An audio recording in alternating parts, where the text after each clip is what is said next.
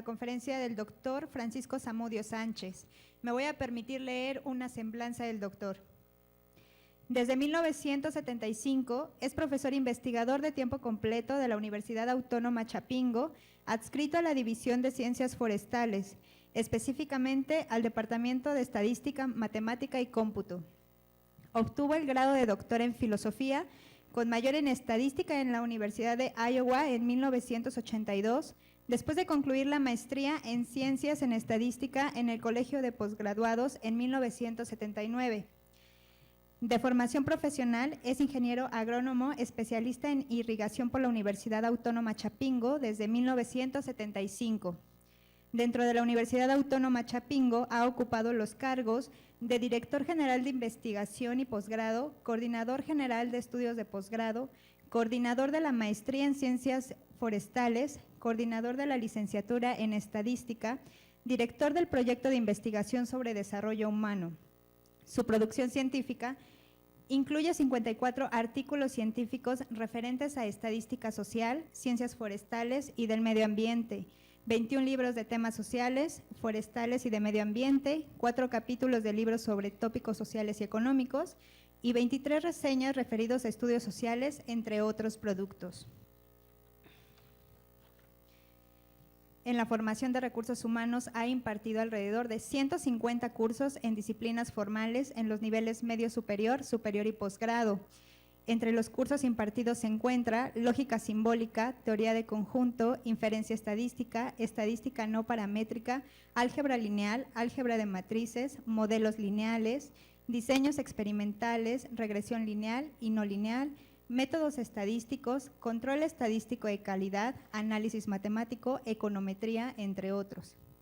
Asimismo, ha impartido en 85 tesis en los niveles educativos de licenciatura y posgrado.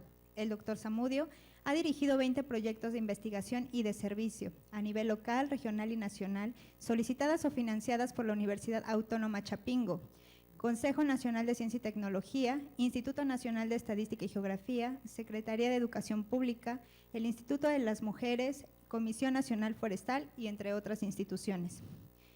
Su trabajo le ha otorgado alrededor de 40 distinciones por la labor académica y científica, entre las que destacan el nivel 2 del Sistema Nacional de Investigadores, evaluador del Programa Nacional de Posgrados de Calidad, miembro del Grupo del Trabajo Especial sobre Resiliencia de la Comisión Forestal de América del Norte, profesor emérito de la Universidad Autónoma Chapingo, árbitro de revistas científicas, entre otras distinciones.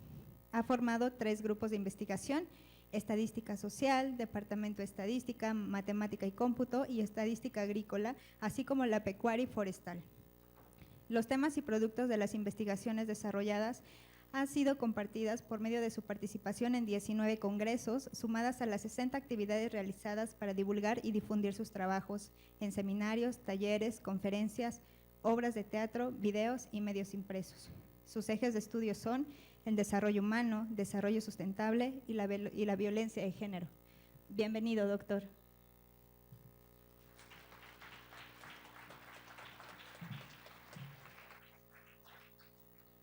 Buenas tardes a todas y a todos, compañeros, compañeras. Lo primero que les debo de indicar es de que uno a través del tiempo aprende que para lo único que sirve vivir y estudiar es para cada vez estar más confundido.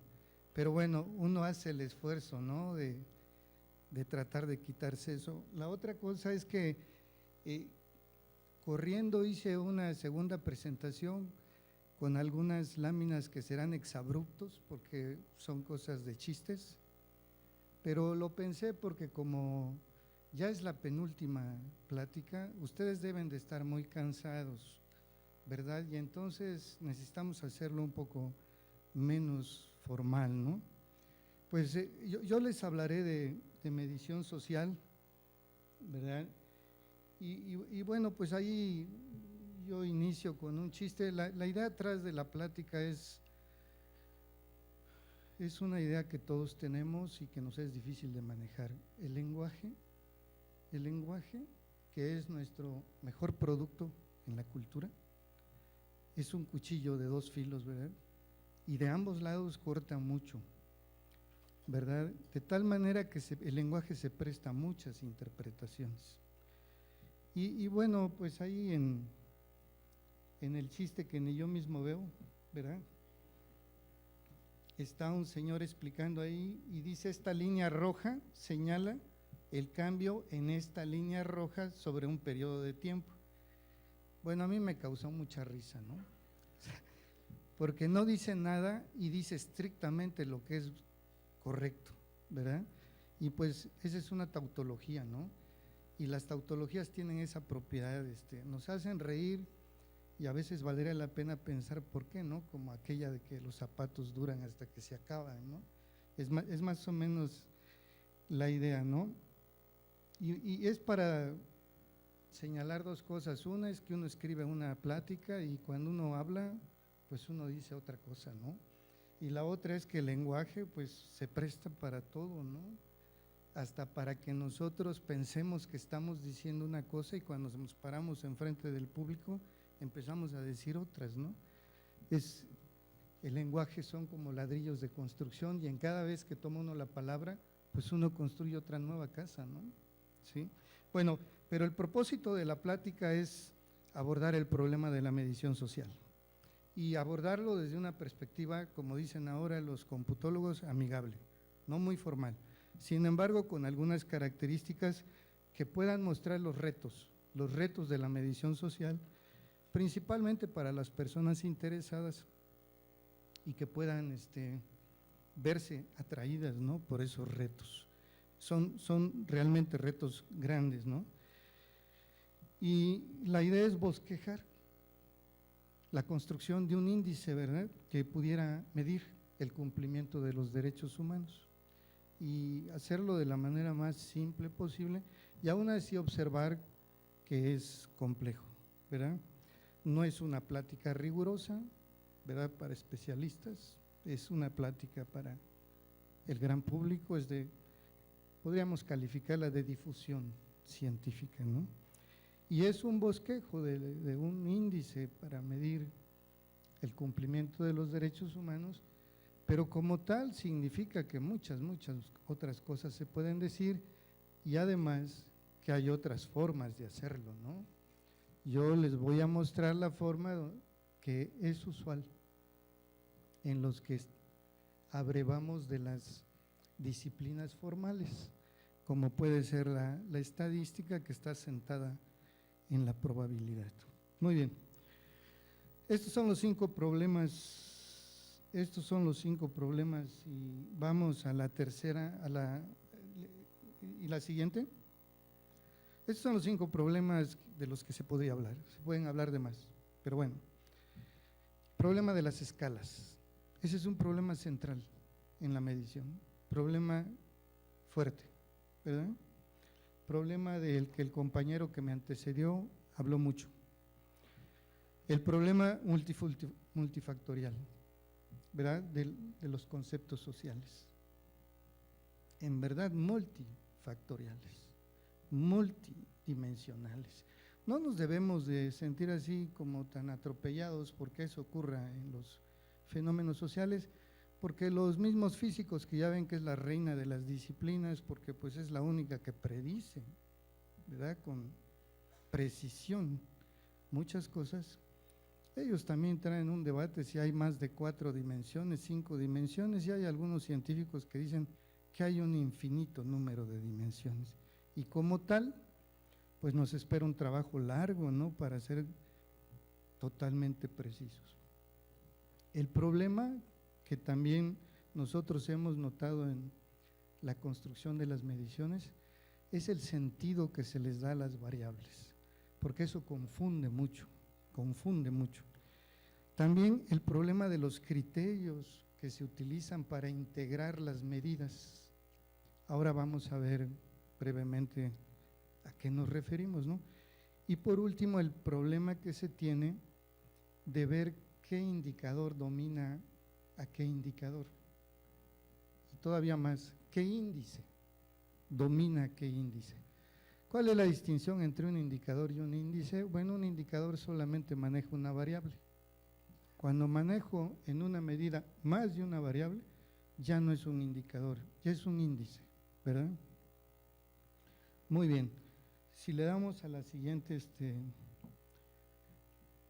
lámina, no, ya vamos, ¿sí estará completa? ¿Qué lámina es esa?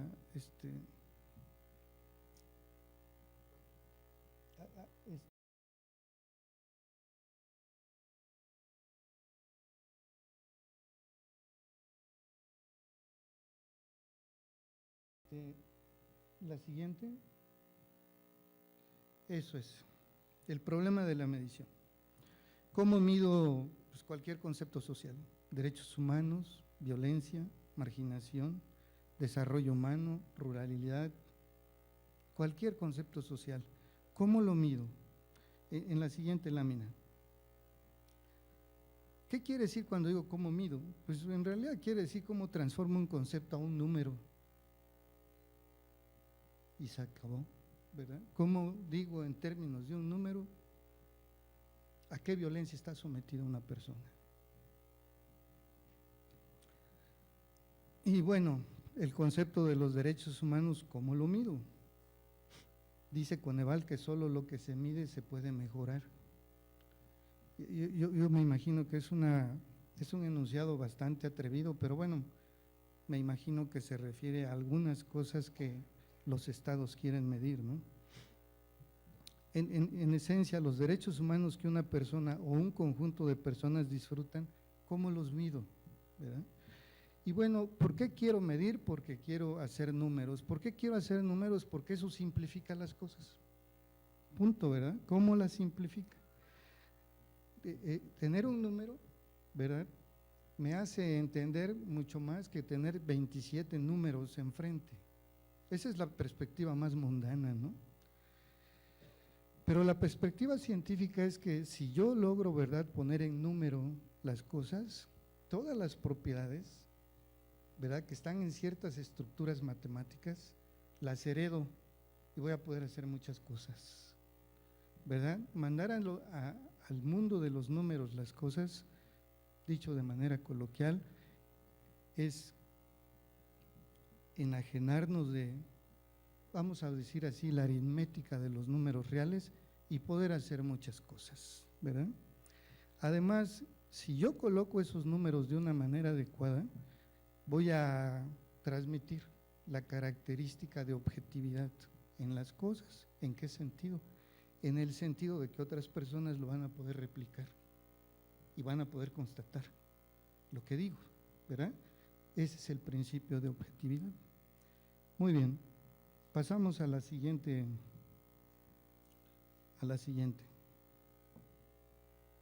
Entonces, por ejemplo, un ejemplo sencillo, pues está en la teoría de las probabilidades, ¿verdad? ¿Cómo piensan los probabilistas? Bueno, piensan en experimentos. ¿Qué son los experimentos? Pues son cosas en donde nosotros conocemos qué posibles resultados pueden ocurrir, aunque no sabemos cuál va a ocurrir, pero sí sabemos todos los estados que pueden ocurrir. Entonces, por ejemplo, cuando decimos lanzar una moneda, sabemos que puede ocurrir águila o sol, ¿verdad? Y nada más ellos dos, no sabemos cuál va a ocurrir, pero sí sabemos eso.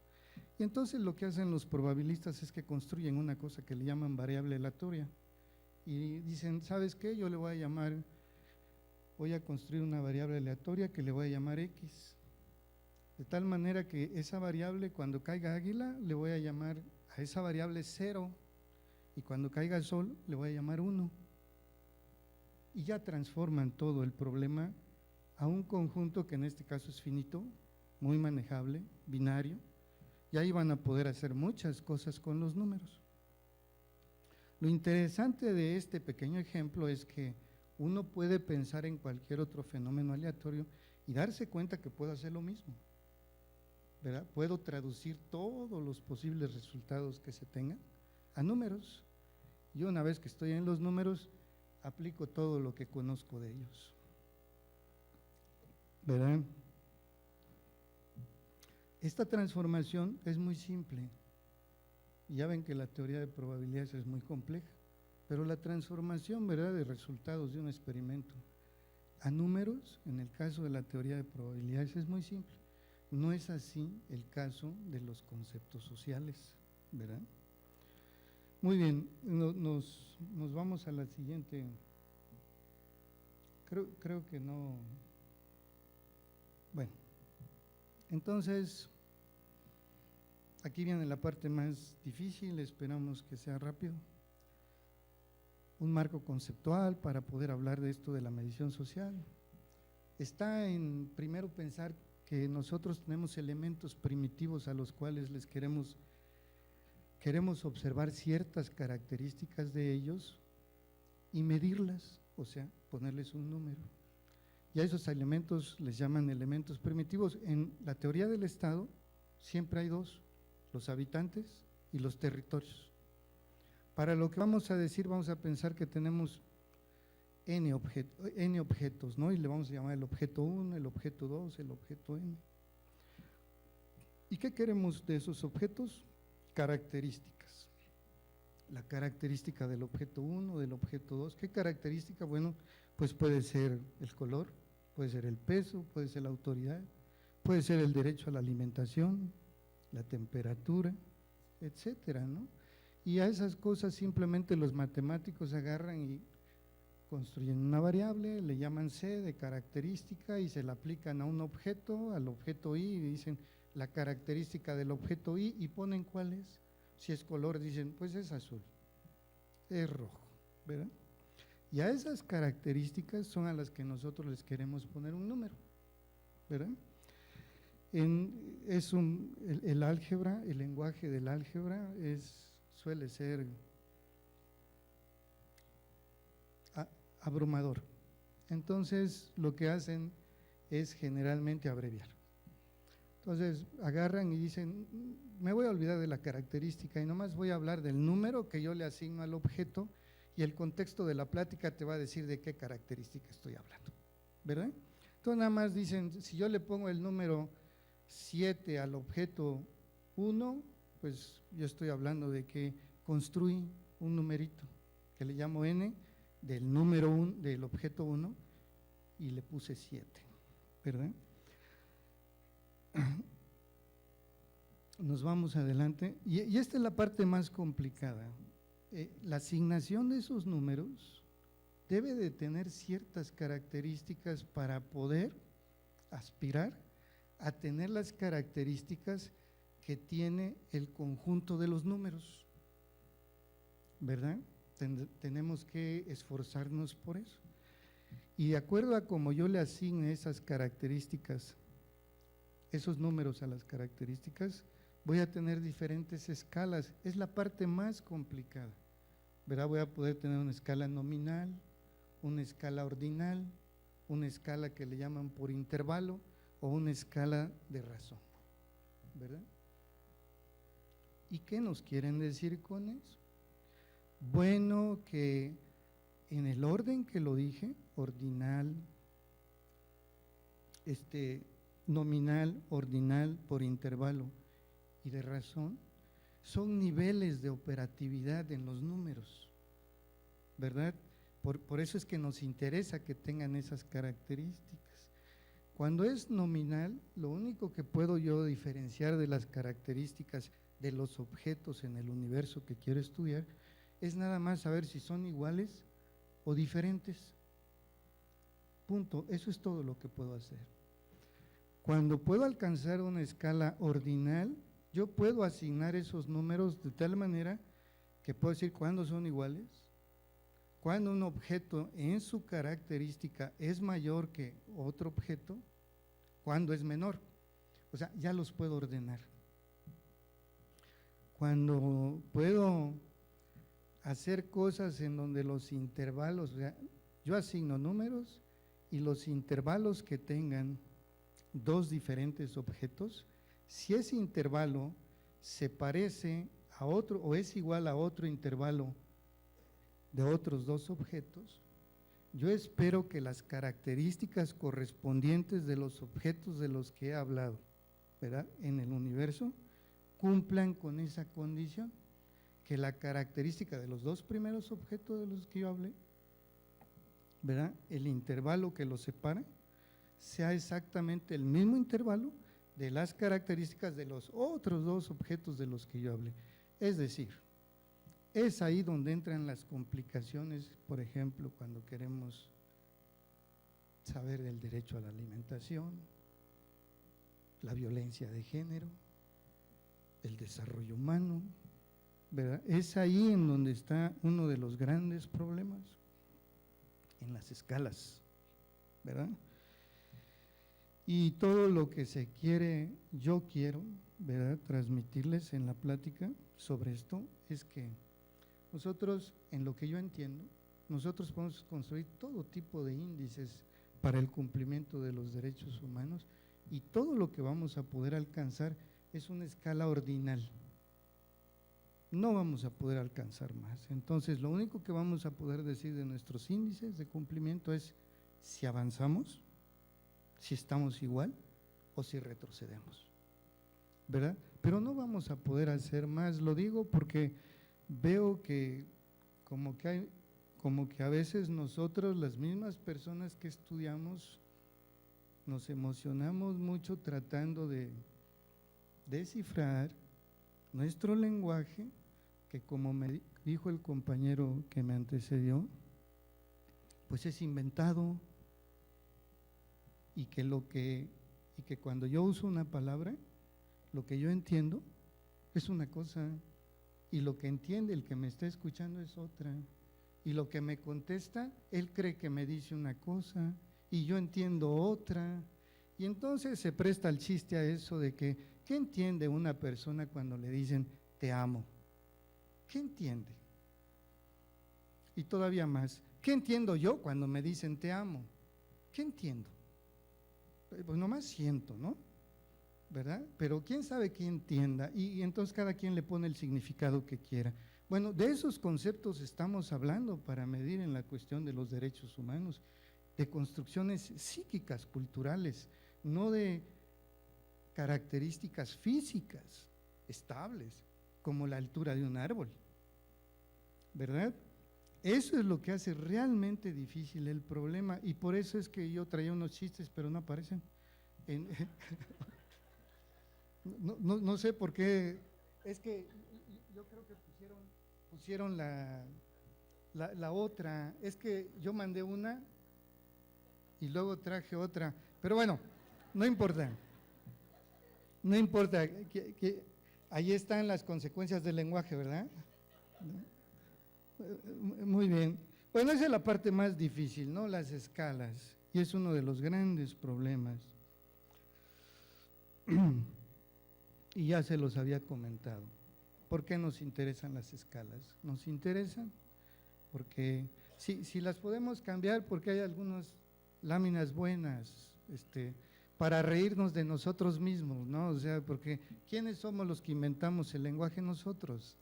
Y estamos muy orgullosos y ya llegamos a la luna, pero no nos podemos entender aquí nosotros, ¿no? ¿Verdad? Eso es algo genial, ¿no? No sé si haya otra, ¿es la única? Bueno, yo la tengo en mi mente. Perdón. Es que es una plática muy pesada, y bueno, yo no quiero que me odien, o sea.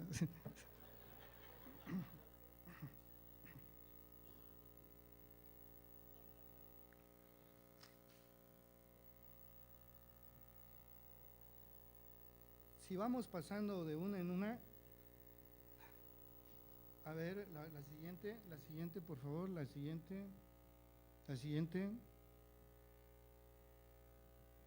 Uy, no, la siguiente. Uy, no, perdón, el que se equivocó fui yo. No la traje. Perdón. O sea, perdón, Bueno, como les decía, el problema de las escalas que le interesan a las personas que hacen mediciones tiene que ver con, dependiendo de la escala que alcancen, es la operatividad que van a poder tener en los números, de las cosas que van a poder hacer. Por ejemplo, cuando uno solo alcanza escalas ordinales, uno no puede usar todos los métodos estadísticos que existen para las variables continuas y cosas de esas. Y bueno, uno ve múltiples trabajos que aparecen así, pero bueno, ya desde que uno los ve dice, pues no hay que decir nada, ¿no? Esto está más o menos, y vámonos todos juntos, ¿no? Pero en realidad al no alcanzar la medida, ¿verdad?, la escala de razón que necesitan las pruebas de T, las pruebas de Z, las Fs y todas esas cosas, bueno, en realidad no se pueden usar. Lo único que nosotros podemos usar con escalas ordinales, que son las que se alcanzan aquí, son las pruebas no paramétricas, ¿verdad? Muy bien, pues ni hablar. Exacto, ahí estábamos. Adelante. Ahí ya apareció. No, entonces sí la traje. Me hacen quedar mal ellos, o sea. Bueno, pues ahí hay una cosa de lenguaje, ¿no? Una maestra enseñándole las abreviaciones a unos niños, ¿no? De que gramo es G, miligramo es, ¿verdad?, mg, kilogramo es kg, y un niño le pregunta, bueno, yo en Instagram, pero se refieren a la red social, ¿verdad? El niño, ¿y Instagram qué, no? Bueno, pues una pregunta sería decir, ¿cuánto pesa un Instagram? No, pues debe ser muy ligero, ¿no? O sea, ¿verdad? O sea, el lenguaje se presta para jugar, y se presta para jugar hasta en cuestiones formales, ¿verdad? Muy bien, adelante. Luego viene este es un, pero retrocedemos una. No, es correcta. Ese es un chiste muy viejo, es de matemáticos. Es un chiste muy viejo de matemáticos, y lo puse porque el problema de la escala es un problema de la matemática, y trabajan muchísimo en eso, ¿verdad? Y el chiste, pues nomás está el número complejo i, y a ese número complejo, a los complejos también los matemáticos le llaman imaginario, y el otro número es pi, que es un número irracional, que lo único que quiere decir es que no se puede representar por una razón, no que sea racional. Sí es racional, pero porque se puede representar por una razón, pero no porque tenga razón. Es una razón de cociente, ¿sí me explico? Entonces el número i le dice al número pi, eres un irracional, y el número pi le contesta al número imaginario, pues, no eres realista, ¿no? O sea, pero hay otro chiste abajo, en donde dice los chistes de los matemáticos, abajito dice, si los entiendes, probablemente no tengas amigos. ¿Ya? Sí, nos vamos a la siguiente lámina. Luego viene el segundo problema. O sea, a medida que avance en la plática, lo que voy a platicar del problema va a ser más breve, para no aburrirnos, ¿no? Pero el segundo problema, que es el que seguramente lo han escuchado ustedes a través de todas las pláticas, es el problema multifactorial, ¿verdad? O sea, cuando se habla de derechos humanos, no se habla de una característica, ¿verdad? Se habla de varias características y están correlacionadas. Entonces, por ejemplo, algunos conceptos simples se pueden medir con una sola variable. Por ejemplo, porcentaje de personas que reciben asesoría jurídica. Es tan bonita esa que tiene una escala de razón, o sea, podemos hacer maravillas con ella, ¿no? Otros, como el porcentaje de personas quienes reciben el derecho de la educación, ¿qué problema tiene? Pues involucra varias características, ¿verdad? Porque quieren medir cuántos tienen acceso a preescolar, a primaria, a secundaria y a media superior. Entonces ya están hablando ustedes que para integrar un índice que hable de aquellos que tienen derecho a la educación, van a tener que integrar al menos 4 características. Y eso ya habla de la necesidad de un problema de integración. ¿Cómo las integro? para poder medir lo que quiero. En el caso de los derechos humanos, bueno, los derechos humanos en el portal de la Comisión hablan de 53, ¿verdad? Y esos 53 son grandes factores, ¿verdad? Grandes factores, que va a haber necesidad de descomponerlos en varias fases, ¿verdad? Y eso hace muy complejo el problema, entre paréntesis. En realidad hace el problema muy laborioso. Pero ahora con la famosa tecnología de información, bueno, pues se vuelve un problema trivial, muy trivial. Vamos a la siguiente laminilla. Por ejemplo, si nosotros quisiéramos voltear a ver el derecho humano que habla de la igualdad entre mujeres y hombres, ese derecho reza así: todas las personas gozan los mismos derechos sin importar su sexo o género. El Estado establecerá las acciones necesarias que garanticen a las mujeres la erradicación de la violencia y el acceso a las mismas oportunidades e igualdad en todos los ámbitos de la vida pública y privada. Bueno, si yo quisiera construir para ese derecho humano un índice de equidad, tendría yo que medir las personas que gozan de los mismos derechos humanos y otros derechos sin importar sexo o género. Y esa es una caterva de cosas. Tendría yo que medir cómo se va erradicando la violencia en contra de las mujeres, un problema que se conoce, ¿no?, que es muy grave. Tendríamos también que evaluar la equidad hacia las mujeres en el acceso a las oportunidades. No sé si me explico, que cada cosa que dice habría que medirla, ¿no? Tendríamos que estimar la equidad hacia las mujeres en todos los ámbitos, públicos y privados. Todos esos que acabo de mencionar son subfactores del factor, ¿verdad?, de igualdad de derechos entre hombres y mujeres. Tendríamos que desplegar todas esas, el factor, los subfactores. Cada subfactor puede tener subfactores y así hasta llegar a las características que nos interesa medir. Ya después que lo hemos desagregado, debemos de pensar cómo lo integramos, ¿verdad? O sea, esas a un lado y esas hacia otro lado, ¿no? Vamos a la siguiente laminilla. Y entonces vamos a tener una situación muy enredada y vamos a necesitar hacerlo con un orden, ¿verdad? Vamos a necesitar hacerlo con un orden. Vamos a la siguiente laminilla. Y bueno, pues hay una laminilla que trata de esquematizar, ¿no? Están los derechos humanos, ese es el concepto que quiero medir, cumplimiento de los derechos humanos. Y tengo 53 factores. Y nada más estoy señalando en la laminilla que el derecho humano, que yo le he llamado el 1, tiene varios subfactores.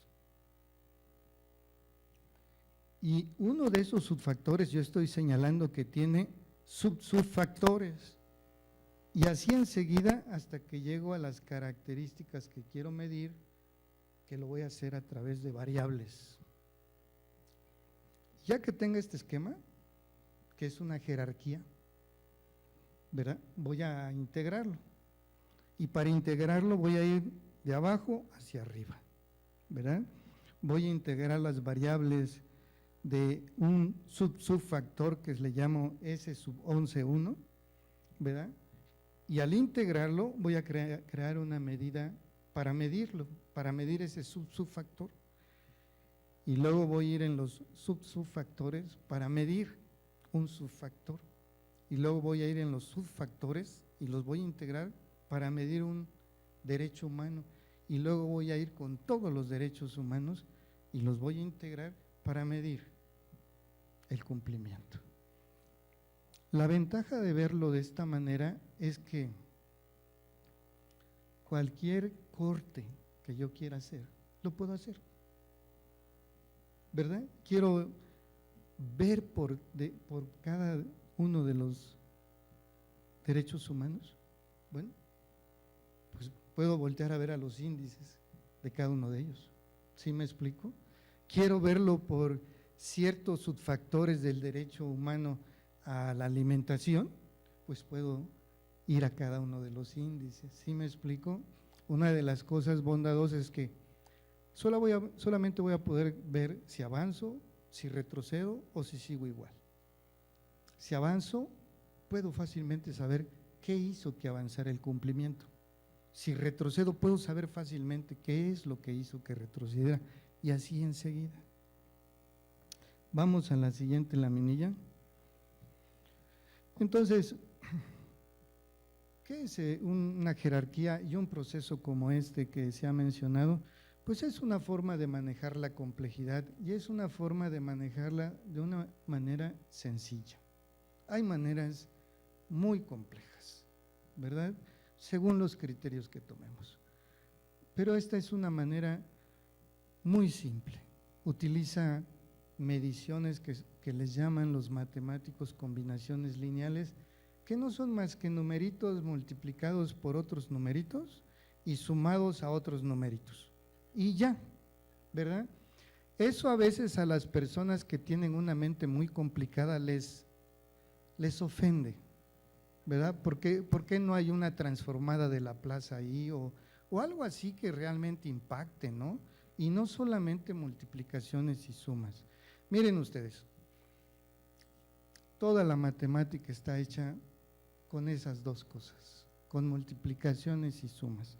Para cualquier persona de aquí que haya tomado un curso de cálculo integral y diferencial y que conozca, ¿verdad?, la expansión de Taylor y la expansión de Maclaurin, lo que nos dice es que toda cosa que no sea lineal, nosotros la podemos linealizar y la podemos aproximar tanto como querramos. Entonces, y nada más tenemos dos operaciones, la suma y el producto. Los logaritmos no es más que un producto disfrazado, una transformación que yo la puedo representar como una suma, como un producto. ¿Sí me explico? Sumas de productos.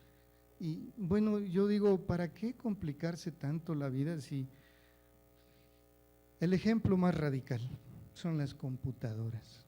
¿Qué velocidad tienen? ¿Cuántos números manejan? 2, el 0 y el 1, y punto. Entonces eso de que manejemos la complejidad de manera compleja o de manera simple, ya es una cosa que nos corresponde hacer a nosotros y que yo pienso que lo deberíamos de hacer pues simple, ¿no? Porque además la escala que podemos alcanzar pues nada más es la ordinal. El siguiente.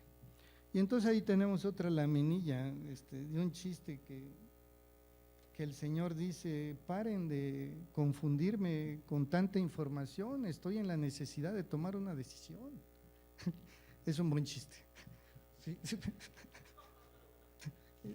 Es un buen chiste, ¿verdad? Y bueno, la moraleja es que pues, el lenguaje es interminable, como todas nuestras construcciones, ¿verdad? Por eso nuestros análisis son interminables.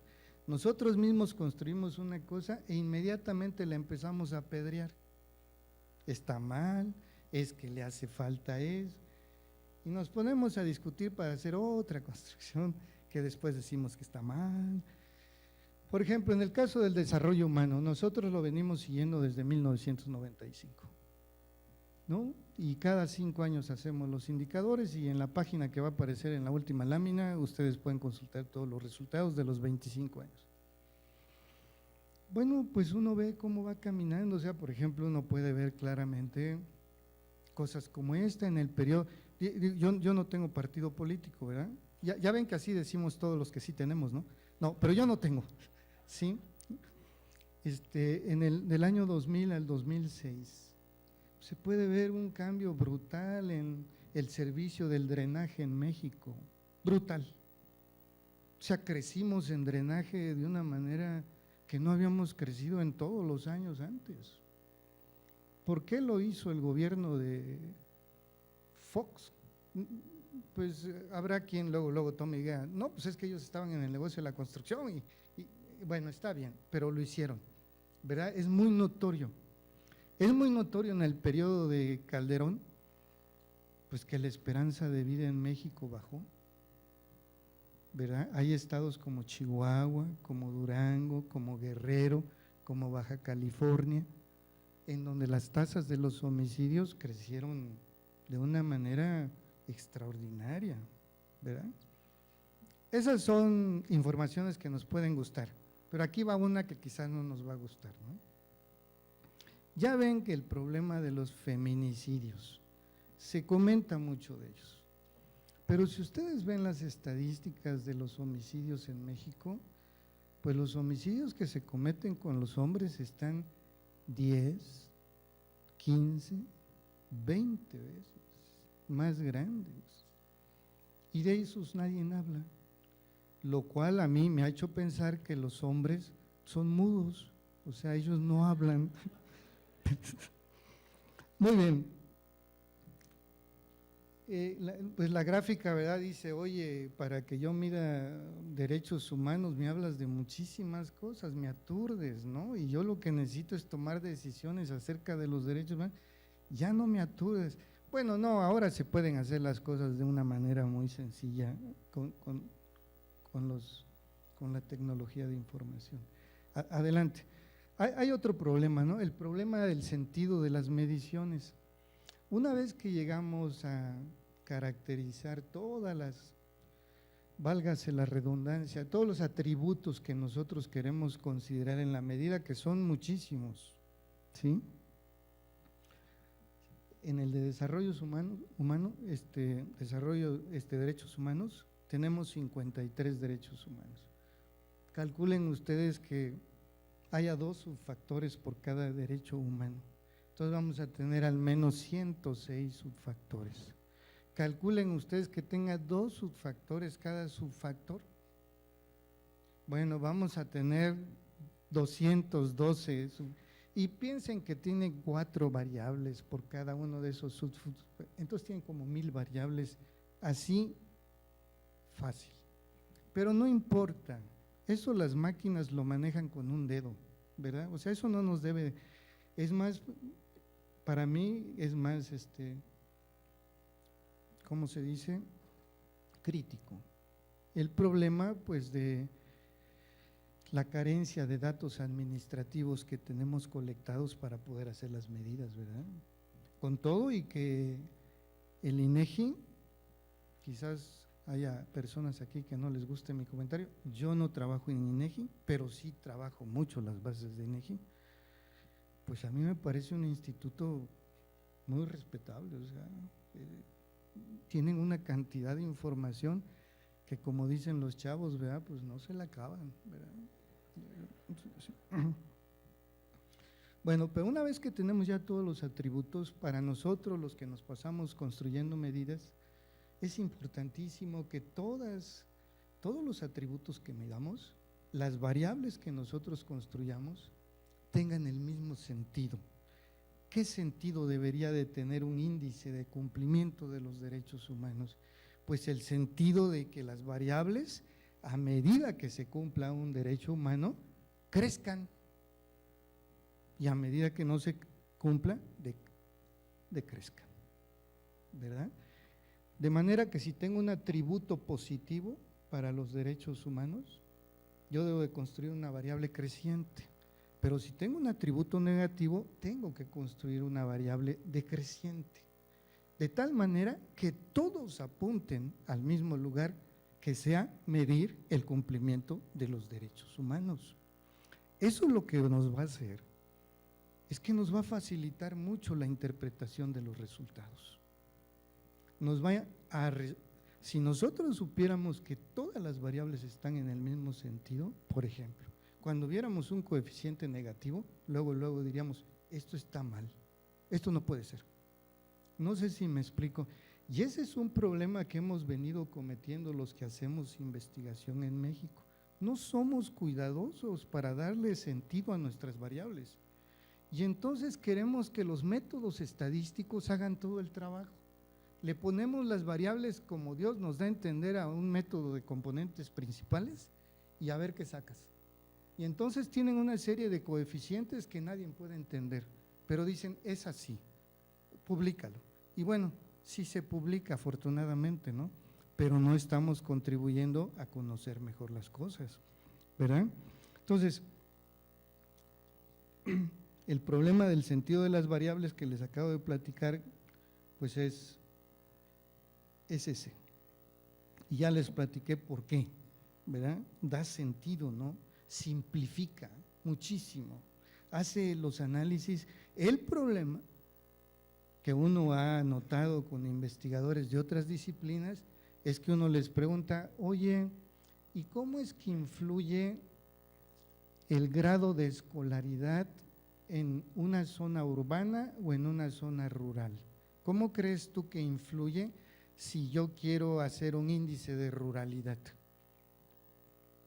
Y entonces empiezan a hablar de la nueva ruralidad y no sé qué tanto, pero se nota que ellos no tienen idea de cómo, por ejemplo, el calentamiento global ¿le va a hacer daño a nuestros maíces o no? Bueno, pues cuando uno les pregunta a ellos, yo soy uno de ellos, empezamos a decir, depende. A uno les va a beneficiar y a otros les va a perjudicar, y entonces uno le dice, entonces hay que construir una medida que señale eso. Dime, ¿no? ¿Cuál es la temperatura óptima para el crecimiento de este maíz? Y entonces cuando vaya hacia abajo o cuando vaya hacia arriba, yo tengo que construir una variable que me diga, empieza a estar en peligro. ¿Sí me explico? Pero lo podemos hacer. Nunca hacemos ese trabajo. Bueno, yo nunca he visto que alguien haga ese trabajo en un trabajo de investigación. Darle sentido a las variables. ¿Qué sentido? Pues lo que quiero estudiar, ¿verdad? Y si no sé, ¿qué será más peligroso? ¿Qué será menos dañino? ¿Que yo la excluya? ¿O que yo la incluya sin saber cómo trabaja? Pues habría que pensarlo, ¿verdad? Entonces habría que habría que hacer esto, es decir, no, primero voy a investigar cómo funciona la variable y ya después la voy a incluir en lo que yo quiera medir.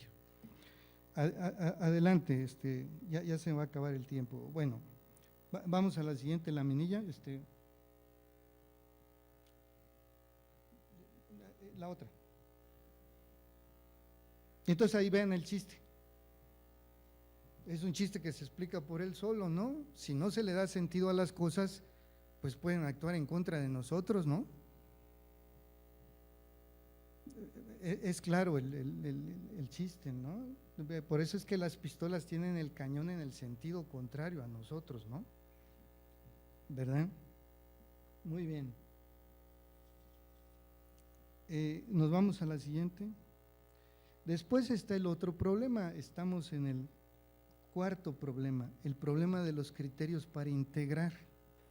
Si regresamos a la laminilla 17, ¿verdad?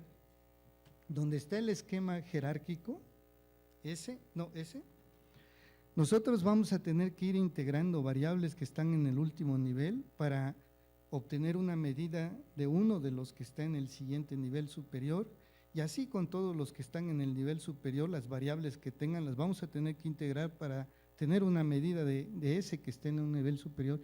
Después todos los que están en el segundo nivel los tengo que integrar para hacer una medida del siguiente, ya así enseguida, tengo que integrar. Y de eso es de lo que vamos a hablar. Hay criterios para integrarlos, ¿verdad? Entonces, podemos hablar de estos criterios que han de ser muy conocidos por ustedes. Podemos usar componentes principales, podemos usar un análisis factorial, podemos usar el criterio de la desviación estándar, podemos usar el criterio de la entropía, podemos usar el criterio crítico, podemos usar el juicio por pares, podemos usar el juicio de los expertos, y cada uno de ellos va a inducir un criterio. ¿verdad? Y con cada criterio yo voy a poder construir una medida para el cumplimiento de los derechos humanos.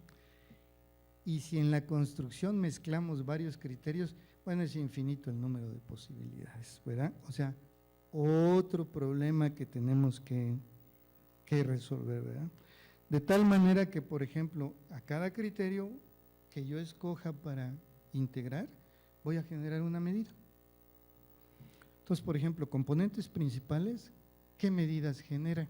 Pues generan medidas que cuando se mueve una de las variables, el índice se mueve lo más que se puede, ¿verdad? O sea, las tasas de cambio del índice son lo más grande que se pueda. Si usamos, por ejemplo, juicios por pares, que es un procedimiento de un físico, ¿verdad?, que curiosamente es de Irak, pero vive en los Estados Unidos, ¿verdad? Ellos están preocupados porque la medida sea consistente, que no tenga contradicciones. Y así enseguida, ¿no? Criterio, medida. Tantos criterios producen tantas medidas. Si tengo tantas medidas, entonces ahora necesito criterios para escoger entre las medidas que yo construí, ¿verdad? Adelante, nos vamos hasta, adelante, ya vamos a terminar, adelante. Adelante, adelante, ¿verdad? Y entonces, pues ahí tenemos una lámina donde los criterios y las necesidades que se tienen pues no convergen, ¿no? Yo no lo alcanzo a leer, si alguien lo alcanza.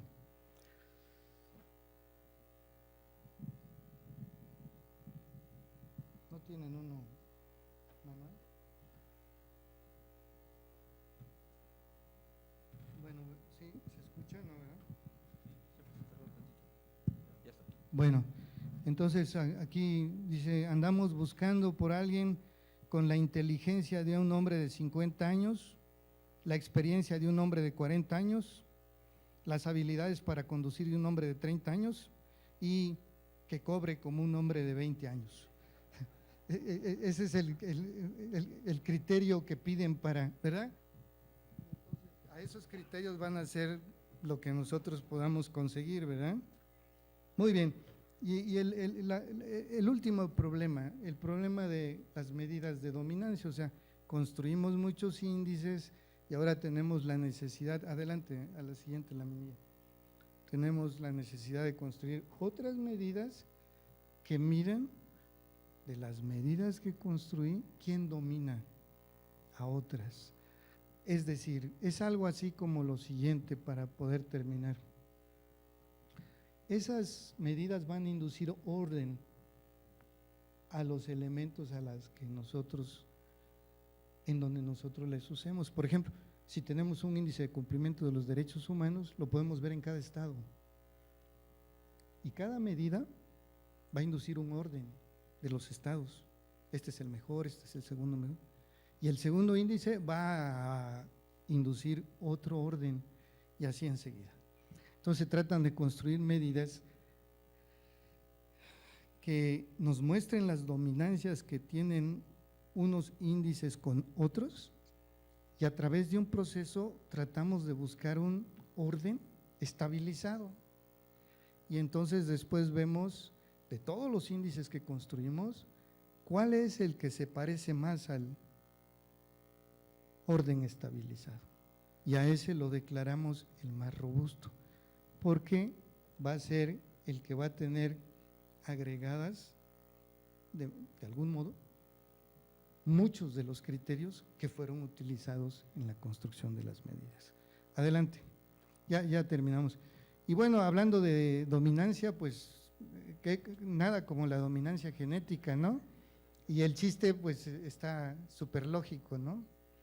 ¿Verdad? Ahí se ve la dominancia del papá y de la mamá, por eso el niño pues sale todo cuadriculado, ¿no? ¿Sí? ¿Cuáles son las conclusiones? Bueno, pues la complejidad de una medida que señala el cumplimiento de los derechos humanos determina una escala ordinal, Yo no creo que se pueda conseguir más y podemos seguir discutiendo todo lo que queramos, ¿no? Entonces no podemos operar con ella, pero sí podemos decir, vamos hacia adelante, vamos hacia atrás o estamos igual, que ya es algo, como la medida de desarrollo humano, es exactamente igual.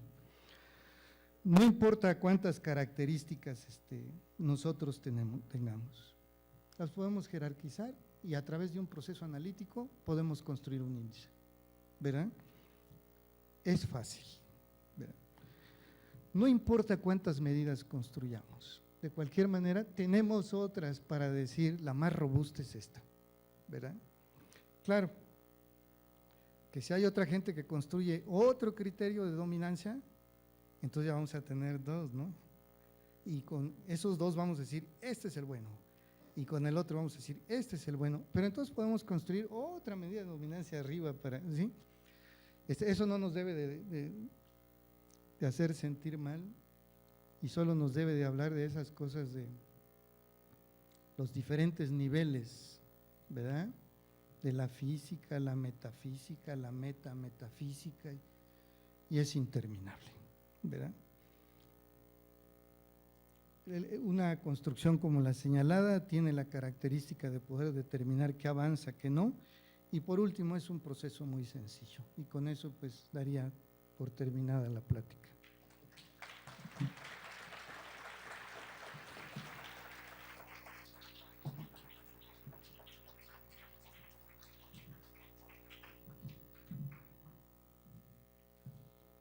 Le agradecemos al doctor Zamudio por su ponencia magistral y a continuación haremos una pequeña ronda de preguntas. La primera pregunta atiende por qué la teoría de la probabilidad y la estadística se utilizan para caracterizar los fenómenos sociales. Y la segunda es, ¿podría abundar en la idea sobre que el límite de la representación numérica de las variables sociales es la escala ordinal?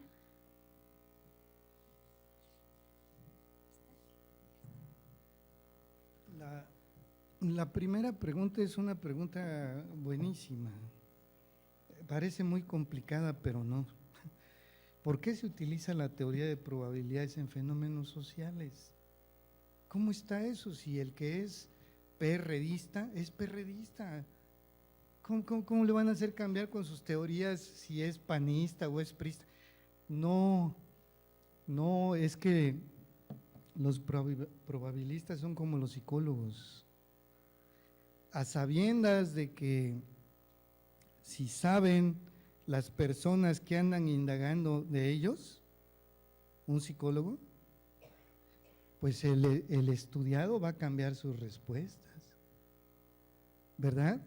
Entonces tienen que generar métodos en los que no se den cuenta que están siendo estudiados.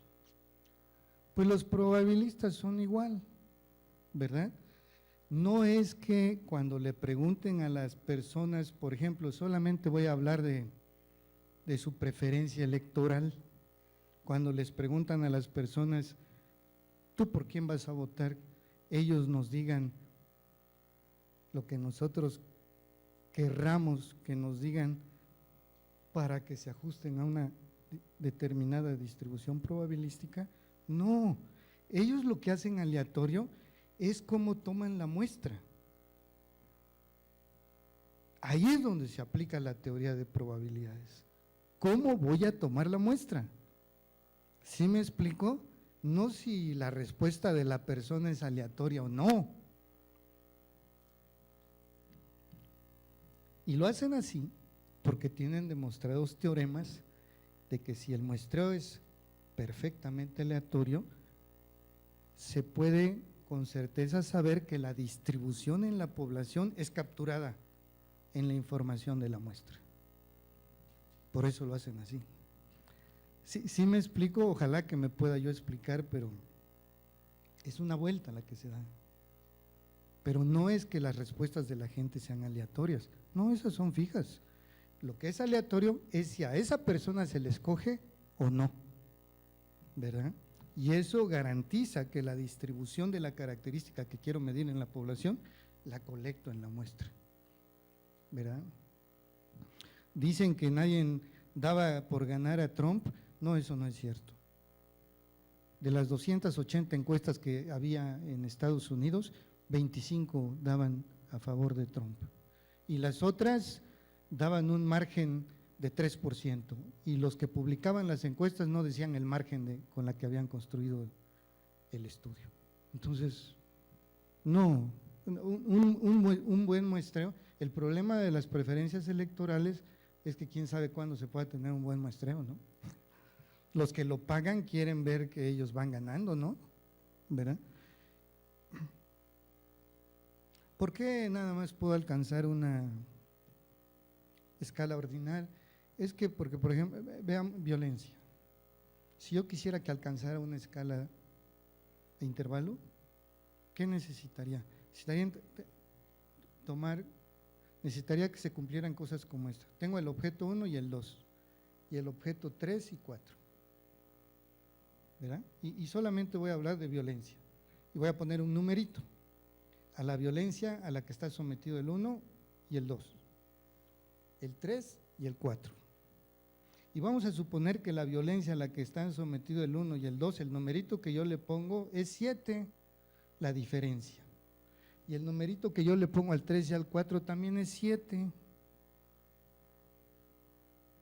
Para que yo pueda alcanzar la escala de razón, necesito garantizar que efectivamente la violencia diferencial a la que están sometidos el 1 y el 2 es exactamente igual a la diferencia a la que están sometidos el 3 y el 4. Y bueno, ¿eso cómo lo hacemos? ¿Sí me explico? Y bueno, la escala de razón es que en lugar de que usemos diferencias, usamos cocientes. ¿Sí me explico? Más cuando hablamos de atributos que son psíquico-culturales. Es muy complicado. Sí, en cambio, véanlo en la altura de los árboles. Si yo veo que la diferencia de altura de 2 árboles es de 2 metros y comparo con otros 2 árboles y veo que la diferencia de altura son 2 metros, efectivamente son igualmente, ¿verdad? La diferencia es 2 metros. ¿Sí me explico? No importa que estos dos hayan medido 14-12 y estos hayan medido 22-20. Es la misma, son 2 metros. No cambia. Pero hablar eso en violencia o en desarrollo humano o en derechos humanos, ¿cómo?